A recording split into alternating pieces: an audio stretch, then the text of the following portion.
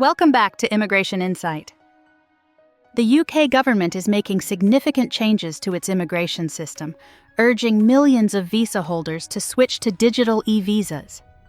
As part of this, the Home Office will replace biometric residence permits, BRP, with eVisas by January 2025. This transition aims to enhance security and simplify processes, but concerns are rising about potential issues, with some campaigners warning of a possible digital Windrush scandal. By the end of 2024, all UK visa holders will need to upgrade from their physical BRPs to digital eVisas. This change is part of the government's plan to modernise the border security system, offering improved convenience.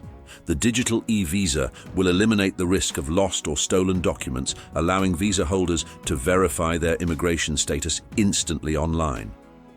To assist with the transition, the UK government is investing £4 million to help those who may struggle with the shift to digital eVisas, ensuring that vulnerable groups receive the necessary support.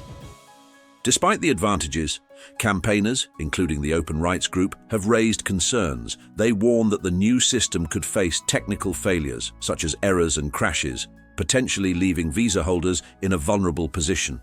These concerns echo fears of a repeat of the Windrush scandal, where migrants were wrongly denied their rights. While the new eVisa system promises increased security and efficiency, concerns about potential pitfalls remain.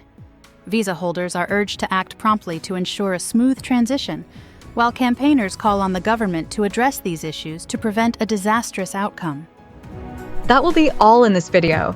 Please click on the like button and subscribe to our channel to keep yourself updated with the latest immigration and visa news. Thank you for watching Immigration Insight.